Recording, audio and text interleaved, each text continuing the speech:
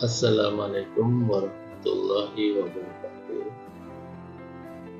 Anak-anak sekalian, pada pagi hari ini kita akan membahas materi dimensi 3, yang mana akan kita fokuskan pada kedudukan titik, garis, dan bidang dalam geometri ruang. Standar kompetensi pada materi ini yaitu menentukan kedudukan, jarak, dan besar sudut yang melibatkan titik, garis, dan bidang dalam ruang dimensi 3. Kompetensi dasarnya menentukan kedudukan titik, garis, dan bidang dalam ruang dimensi 3.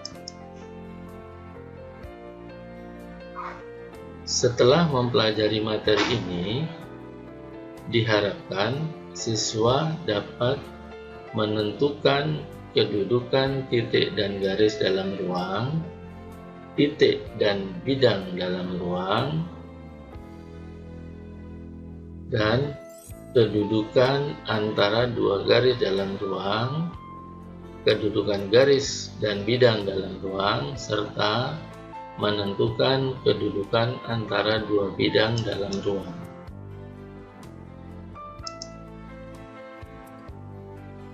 Nah, yang akan kita bahas pada pagi hari ini ada 4 bagian. Yang pertama, pengertian titik, garis, dan bidang, serta aksioma Euclides. Pembahasan yang kedua yaitu kedudukan titik terhadap garis dan bidang. Dan bagian yang ketiga, kedudukan garis terhadap garis dan garis terhadap bidang. Dan yang terakhir adalah yang kita bahas adalah kedudukan bidang terhadap bidang yang lain. Ya, kita awali dulu dengan titik.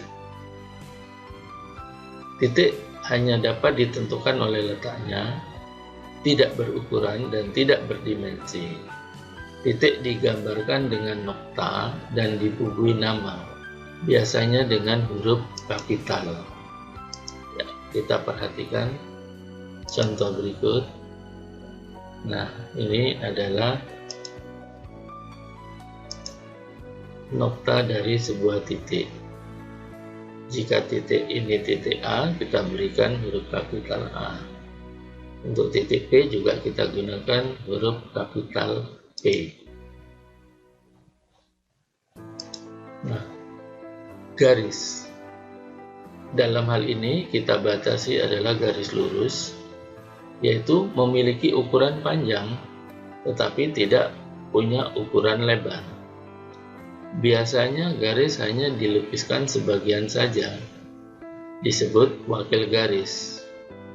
Nama wakil garis dilambangkan dengan huruf kecil, misalkan G, H, K, atau menyebutkan nama segmen garis dari titik pangkal ke titik ujung. Ya, contohnya. Nah, ini contoh sebuah garis, wakil garis, jika menggunakan huruf kecil. Nah, jika menggunakan huruf kapital, ya, maka di pangkal dan di ujungnya ini kita berikan nama dengan menggunakan huruf kapital. Ya, ini adalah contoh garis G, sedangkan ini adalah ruas garis AB. Nah, berikutnya kita bahas tentang bidang. Dalam hal ini bidang datar. Bidang datar memiliki ukuran panjang dan lebar. Wakil bidang berbentuk persegi, persegi panjang, atau jajar genjang. Diberi nama alfa, beta, atau H, U, V, W, atau dengan menyebutkan titik-titik sudut bidang tersebut. Ya, ini contohnya bidang alfa. Ini bidang ABCD, ini bidang beta, dan ini bidang ABCD. Ya. Ya, ini bidang yang berbentuk jajar genjang. Kemudian ini juga bisa diberikan nama bidang ABCD. Jadi bidang ya ini bisa berbentuk persegi, persegi panjang, atau jajaran genjang. Ya. Nah, sekarang aksioma Euclid.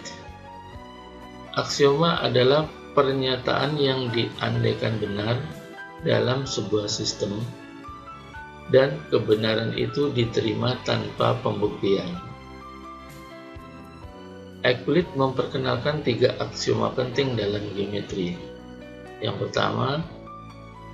Aksioma yang pertama, melalui 2 buah titik sembarang tidak berhimpit hanya dapat dibuat sebuah garis lurus. Nah, ini titik A dan titik B tidak berhimpit, maka menurut aksioma yang pertama bisa kita buat sebuah garis lurus.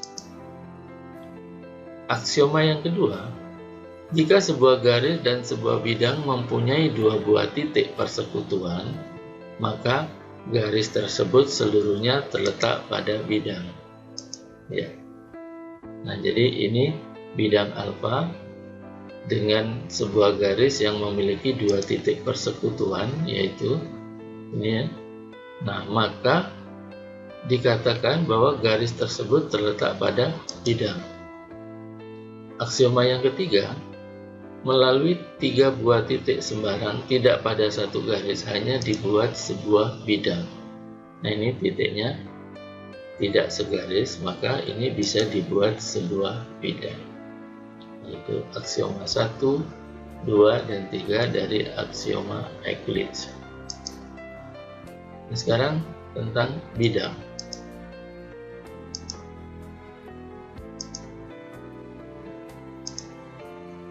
Dalil yang pertama, sebuah bidang ditentukan oleh 3 titik sembarang.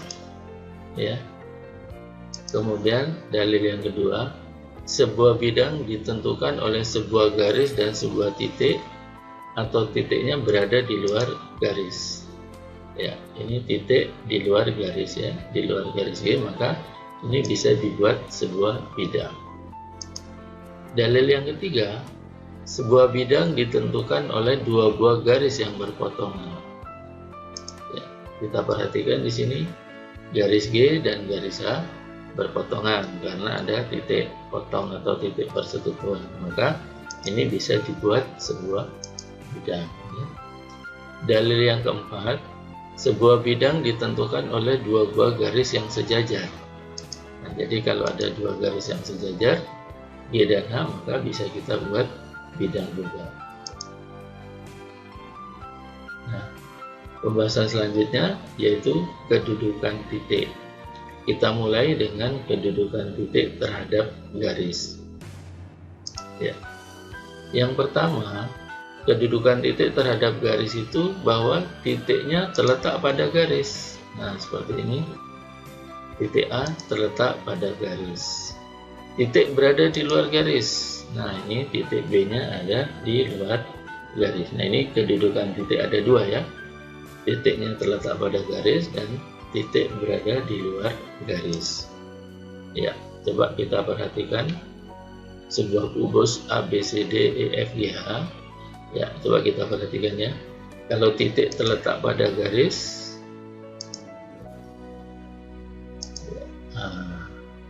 ya, jadi kita ulangi lagi ya. Nah, titik yang terletak pada garis adalah ya, titik A dan B terletak pada garis, sedangkan C, D, kemudian E, F, G, H ini adalah titik-titik yang berada di luar garis. Nah, berikutnya kedudukan titik terhadap bidang.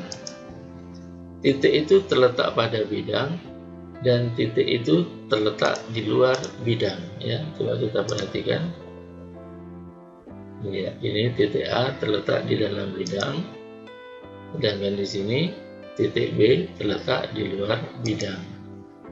Ya, coba kita perhatikan kubus ABCD. Ya, bidang DC GH, ya. Nah, titik yang terletak pada bidang DC GH adalah titik D, titik C, titik G, dan titik H. Sedangkan titik yang berada di luar bidang adalah ini, ya, A, B, F, E. Nah, ini di luar bidang, ya. Nah, sekarang pembahasan berikutnya adalah kedudukan garis terhadap garis lain. Nah, jadi kedudukan garis terhadap garis yang lain, yang pertama adalah dua garis itu berpotongan. Di sini ada titik persekutuannya atau titik potong. Yang kedua, ini titik potongnya adalah titik A, ya. Garis G dengan garis H berpotongan di titik A, atau titik A adalah titik persekutuan. Yang kedua, dua garis itu berimpit. Nah, G dan H berimpit di sini, jadi satu. Yang ketiga, dua garis bersilangan. Nah, ini bersilangan, ya, tidak terletak pada satu bidang. Jadi dua buah garis bersilangan itu dia tidak berpotongan, ya, tidak bersilangan, tidak terletak pada satu bidang, ya. Nah, kedudukan garis berikutnya adalah dua garis sejajar, ya, G dengan H sejajar, ya. Aksioma yang keempat, melalui sebuah titik berada di luar garis hanya dapat dibuat sebuah garis yang sejajar dengan garis itu. Ya, misalkan ini ada garis G, kemudian ada titik A di luar garis G, maka hanya ada satu garis yang bisa dibuat yang sejajar dengan garis A, ya. Berikutnya kedudukan garis, ya. Di sini ada garis G, ya, ini garis G. Nah, sekarang G berpotongan dengan AD, garis G ini berpotongan dengan AD, berpotongan dengan garis ini, kemudian berpotongan dengan AE, ya, berpotongan dengan BC, dan berpotongan dengan BF, ya, di sini. Ya, itu gambarnya. Nah, di sini, nah, itu garis-garis yang berpotongan dengan garis H. Garis G sejajar dengan DC. Nah, itu sejajar dengan DC, sejajar dengan EF, dan sejajar dengan AG. Ya, di situ, ya. Berikutnya, garis G bersilangan dengan CG. Ini bersilangan. Jadi garis G ini bersilangan dengan CG, bersilangan dengan DH, ya. Ya, bersilangan dengan EH, ya, bersilangan dengan FG. Nah, ini, ya, bersilangan dengan FG. Nah, berikutnya adalah garis AB berimpit dengan garis G, atau garis G berimpit dengan AB. Ya, nah ini garis AB berimpit dengan garis G. Nah, itu beberapa contoh kedudukan garis, ya.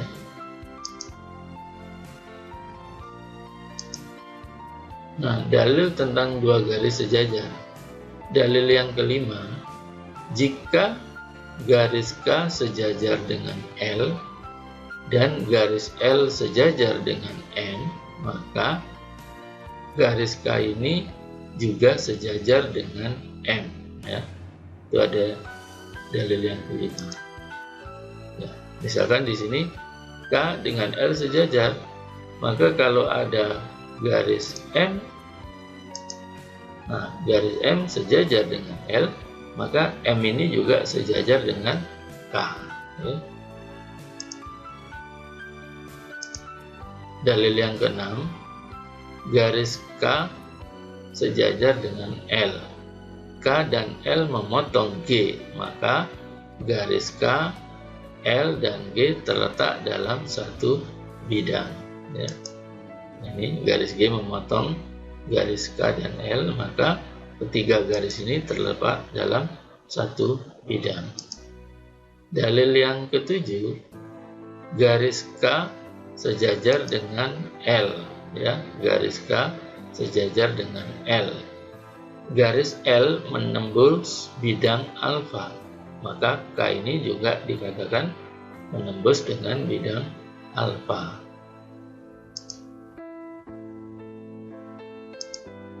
Nah, berikutnya adalah kedudukan garis terhadap bidang. Garis terletak pada bidang. Jadi yang pertama, garis itu terletak pada bidang. Terdapat dua atau lebih titik persekutuan. Ya. Nah, ini. Nah. Jadi ini contohnya, garis G terletak pada bidang. Terdapat dua buah titik persekutuan. Ya. Garis sejajar dengan bidang, tidak terdapat titik persekutuan. Ya, di sini. Kemudian garis memotong bidang, ada satu titik persekutuan atau titik tembus. Ya, ini. Jadi garis A, garis G ini memotong atau memotong, menembus, ya, memotong bidang alfa, terdapat satu titik tembus, yaitu titik A. Nah, berikutnya dalil tentang garis sejajar bidang, ya.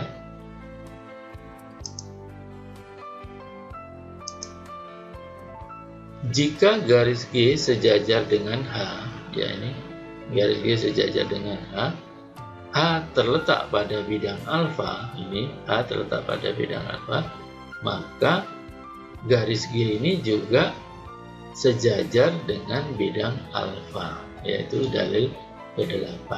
Ya. Dalil yang ke-9, A melalui G. Jadi ada garis A melalui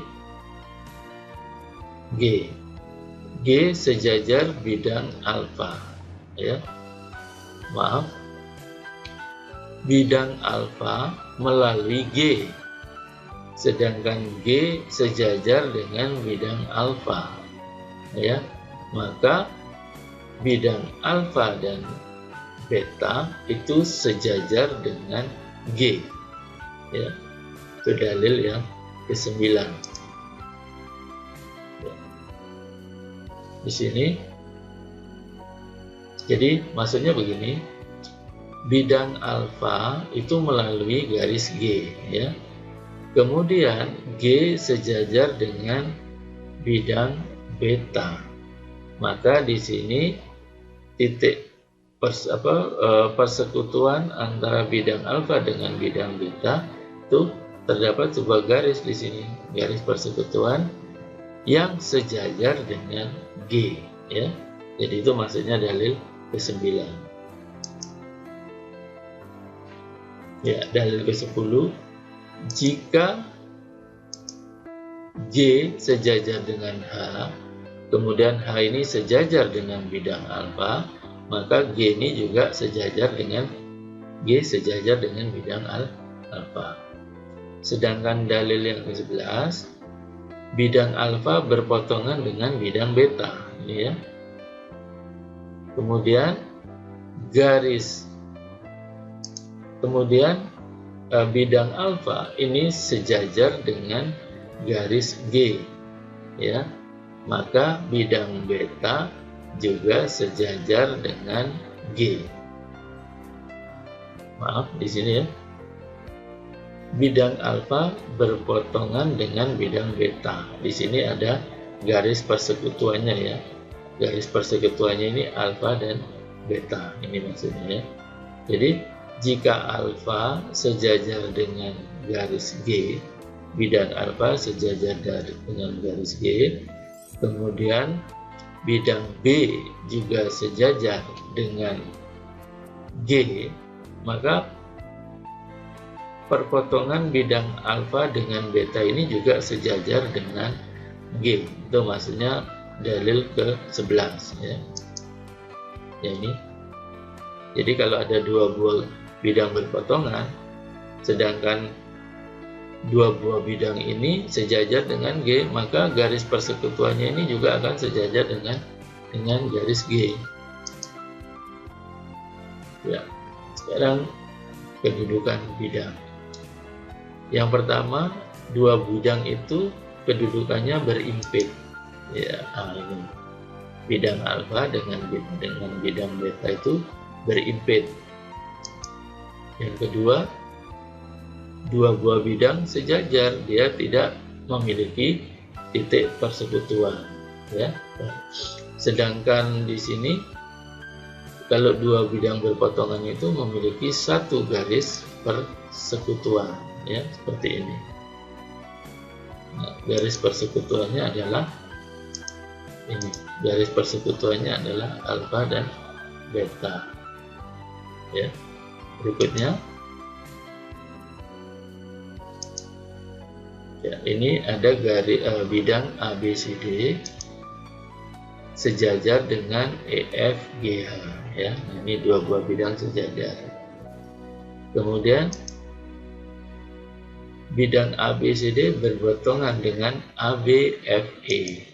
Nah, ini berpotongan dengan ABFE. Kemudian berpotongan dengan BCFG. Berpotongan dengan CDHG. Nah, ini ya. Kemudian berpotongan dengan ADHE. Jadi ini dua buah bidang yang berpotongan. Ya. Selanjutnya, dalil yang ke-12, jika bidang alfa sejajar dengan G, maksudnya ini ya, kemudian B sejajar dengan H, dalil yang ke-12 ini, garis A sejajar dengan G, kemudian garis B sejajar dengan H, A dan B berpotongan pada bidang alfa, G dan H berpotongan pada bidang beta, ya, maka bidang alfa dengan bidang beta ini sejajar, ya. Dalil yang ke-13, bidang alfa sejajar dengan bidang beta. Kemudian bidang ini, bidang U ini memotong bidang alfa dan beta. Maka garis persekutuannya ini, ya, garis persekutuannya ini akan sejajar, ya. Nah, seperti ini. Jadi bidang alfa dengan bidang U ini memiliki berpotongan. Dia memiliki garis persekutuan ini. Bidang beta juga berpotongan dengan bidang U ini. Nah, di sini ada garis persekutuannya atau garis persekutuannya, garis potongnya, ya. Maka dua buah garis ini akan sejajar, ya. Nah, berikutnya garis G menembus bidang alfa. Ya, bidang alfa dengan bidang beta ini sejajar. Maka garis G ini juga akan menembus bidang beta. Ini dalil ke-14. Dalil yang ke-15, jika garis G sejajar bidang alfa, kemudian bidang alfa sejajar dengan bidang beta, ya, maka garis G ini juga akan sejajar dengan beta. Ya, itu dalil ke-15. Berikutnya dalil ke-16. G, dalil ke-16, ya, G terletak di bidang alfa. Kemudian bidang alfa dengan bidang beta ini sejajar, maka G ini juga akan sejajar dengan bidang beta. Dalil ke-17, bidang alfa dengan beta sejajar. Kemudian ada satu bidang ini memotong alfa, ya. Nah, ini satu bidang ini memotong alfa, maka bidang U ini juga akan memotong beta. Ya. Ya. Dalil berikutnya, bidang alfa sejajar beta. Beta sejajar dengan bidang U ini, ya. Maka ini bidang alfa ini juga akan sejajar dengan bidang U. Jadi bidang yang berwarna oranye ini juga akan sejajar nantinya dengan bidang yang berwarna pink. Ya. Nah, bidang alfa sejajar dengan bidang U. Bidang beta juga sejajar dengan P, ya. Bidang alfa dan beta berpotongan, ya, berpotongan di alfa, beta. Jadi ini ada garis perpotongannya, dan bidang U dan P berpotongan di ini, di garis UV ini. Maka garis alfa, beta ini juga akan sejajar dengan garis U, P, ya. Jadi kalau dua buah bidang ini berpotongan, ada garis potongnya atau garis persekutuannya, ya. Kemudian bidang U dengan V berpotongan, ini juga ada garis persekutuannya, ya. Ya. Karena bidang alfa sejajar dengan bidang U, bidang beta sejajar dengan bidang V, maka garis perpotongannya ini juga akan sejajar, ya. Ya, contoh soalnya ini, ya. Ini nanti bisa kalian kerjakan, ya. Misalkan ada kubus A, B, C, D, E, F, G, H. Temukan titik-titik yang terletak pada garis BD, ya. Garis BD. Titik mana yang terletak pada garis BD? Nanti kalian bisa jawab sendiri, ya. Temukan titik-titik yang terletak pada bidang BCGF. BCGF. Jadi mana titik-titik yang terletak pada bidang BCGF? Kemudian titik-titik mana yang terletak pada ABGH, ya. ABGH. Jadi ini ada bidang ABGH, mana titik-titik yang terletak pada bidang ABGH. Nanti kalian bisa menjawab sendiri, ya. Kemudian yang kedua, carilah garis-garis yang sejajar dengan bidang ABCD. Mana garis-garis yang sejajar dengan ABCD? Kemudian carilah garis-garis yang sejajar dengan BCGF. Nah, coba kalian cari garis-garis yang sejajar dengan bidang ini. Kemudian carilah garis-garis yang sejajar dengan ABGH, ya, ABGH. Silahkan dicari, ya. Nah, kemudian carilah garis-garis yang tegak lurus dengan garis AB. Nah, yang tegak lurus mana? Nanti kalian bisa jawab sendiri. Yang tegak lurus dengan garis BF mana? Bisa kalian jawab sendiri, ya. Nah, ya, demikian pembahasan kita pada pagi hari ini. Jangan lupa like and subscribe video ini. Demikian saya akhiri. Wabillahi taufiq wal hidayah. Wassalamualaikum warahmatullahi wabarakatuh.